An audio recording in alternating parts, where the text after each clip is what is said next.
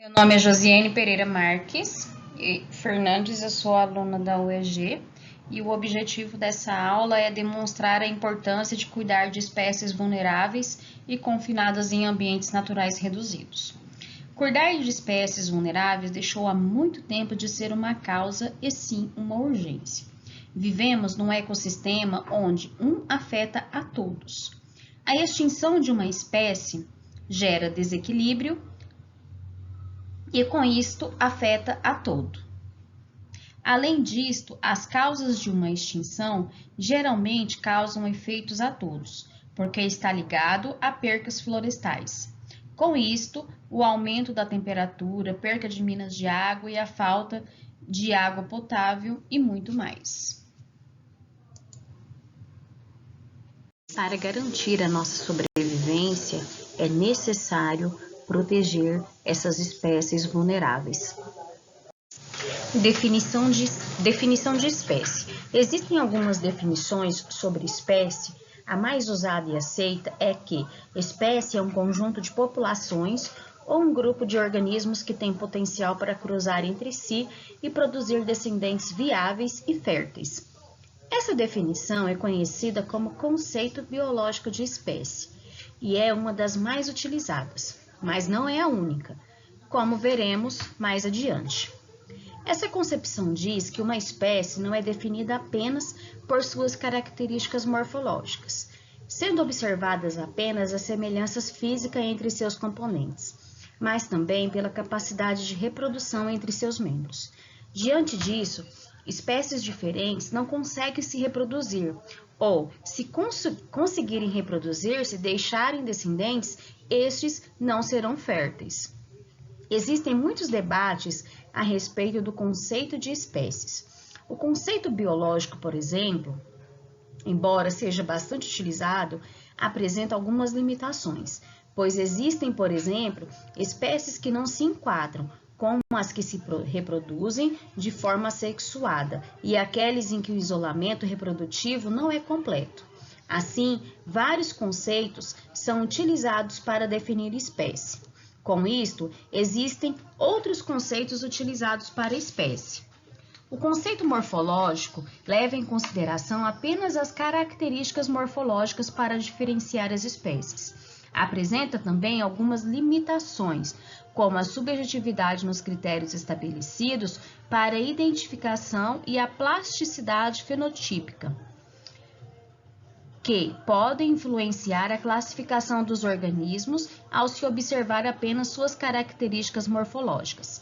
O conceito ecológico classifica as espécies segundo as diferentes formas com as quais exploram os recursos. Assim, segundo o propositor desse conceito, Van Valen, a espécie é uma linhagem que ocupa uma zona de adaptação minimamente diferente da de qualquer outra linhagem em sua faixa e que evolui separadamente de todas as linhagens fora do seu alcance. O conceito genético define as espécies como um grupo de populações naturais, que são geneticamente compatíveis. Aqui, o isolamento não é o reprodutivo, mas o genético. Assim, uma espécie é isolada geneticamente das outras.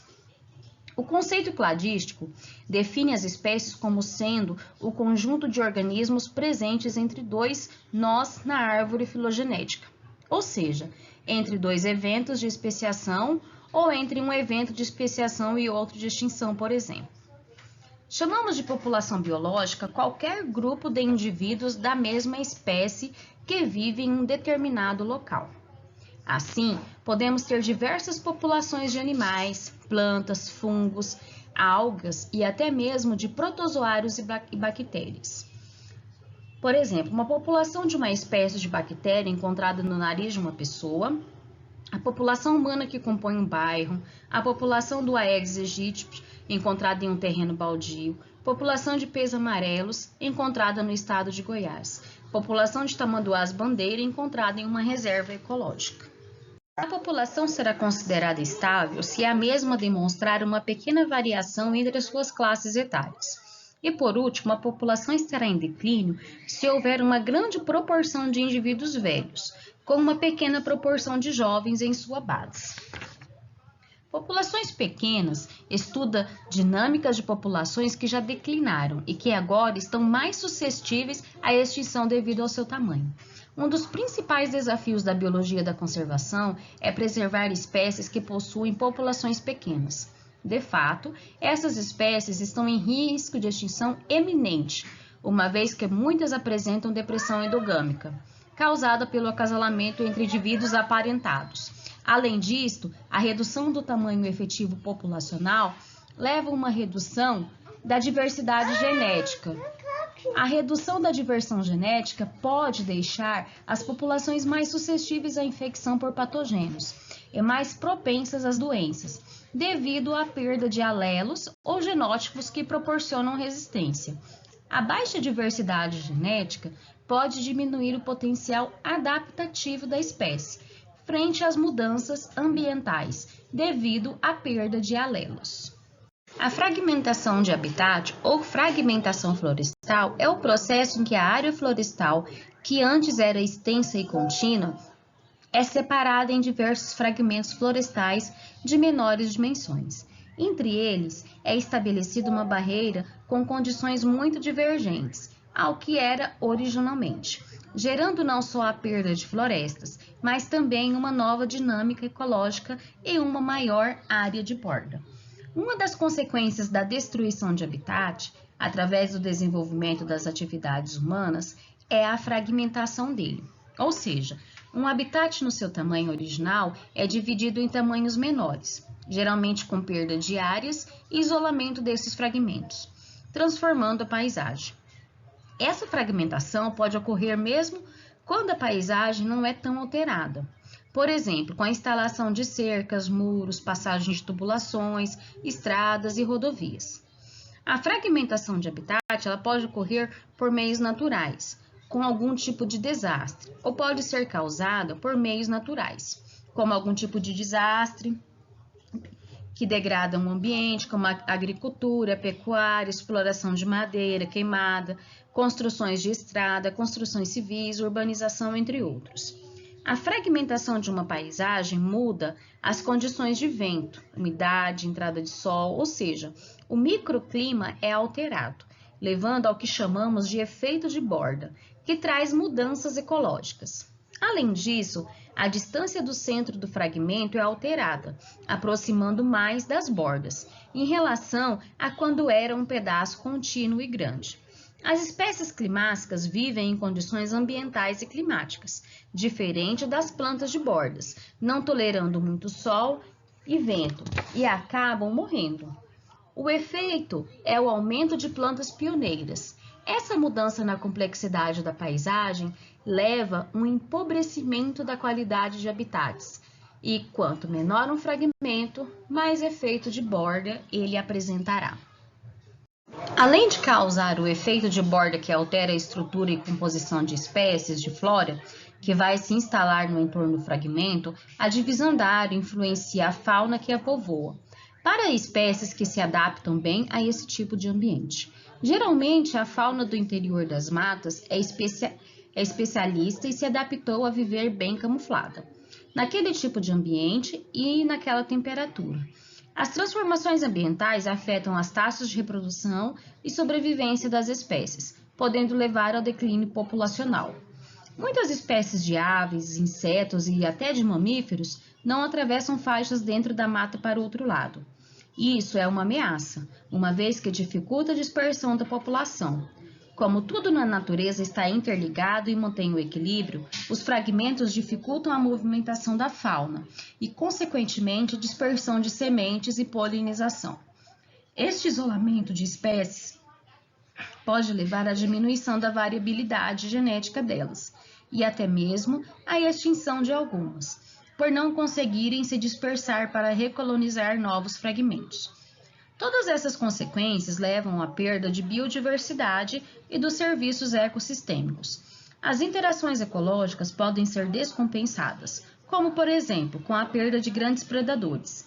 Há um aumento de mesopredadores e, consequentemente, diminuição de suas presas, ameaçando espécies em extinção. Isto gera mais risco ainda às espécies pequenas, aumentando ainda mais os cruzamentos de indivíduos aparentados e, com isto, aumentando o risco de extinção. Dando os efeitos. Como vimos, a fragmentação de habitats gera uma população reduzida, com cruzamentos mais de consanguinidade, gerando baixa diversidade genética, baixa capacidade de adaptação e baixa tolerância a mudanças ambientais, tomando maior o risco de extinção. A medida mais eficaz para combater a fragmentação de habitat é a proteção dos remanescentes e replantio de espécies nativas. Ao longo prazo, essas ações contribuem para a biodiversidade, uma vez que a natureza é muito resiliente. A criação de unidades de conservação é um passo importante para a manutenção desses ecossistemas. A gestão e manejo das áreas fragmentadas é essencial para contribuir com a biodiversidade. Nas áreas protegidas, podem ser feitas as zonas de amortecimento, que suavizam os impactos antrópicos e de defeito de borda entre a matriz e o fragmento. Existe ainda uma ferramenta chamada de corredor ecológico, que liga os remanescentes, permitindo a migração de espécies, contribuindo para o fluxo gênico, aumentando a viabilidade das populações e a recolonização de novas áreas. História natural é o estudo dos corpos orgânicos e inorgânicos da natureza. O conhecimento sobre a história natural das espécies é fundamental para as mais diversas áreas do conhecimento, como ecologia teórica e experimental, evolução e todas as abordagens em conservação biológica. A história natural de cada espécie é descrita a partir das informações sobre padrões de atividade, dieta, uso do ambiente, reprodução e repertório defensivo, obtidas durante o estudo de informações disponíveis na literatura. Este conhecimento é fundamental para que se possa tomar decisões corretas para a preservação e aumento de espécies vulneráveis e confinadas em ambientes naturais reduzidos. O objetivo do monitoramento ambiental é estabelecer medidas de preservação, conservação ou intervenção ambientais. O monitoramento da vida selvagem é utilizado para a obtenção de dados essenciais que ajudam a compreender a ecologia das mais diversas espécies, a avaliar o impacto da ação humana e das mudanças climáticas no ecossistema, entre outras questões. Além disto, o monitoramento da fauna avalia e estuda os possíveis impactos decorrentes da implantação do empreendimento sobre a comunidade faunística local e, com base nos dados obtidos, propõe programar medidas mitigadoras adequadas à redução, à eliminação ou à compensação dos impactos sobre a fauna. Monitorar significa estudar, acompanhar, planejar e reavaliar. Assim, é possível fazer uma ação organizada e sistêmica para a compreensão e proteção de espécies vulneráveis e confinadas em ambientes naturais reduzidos.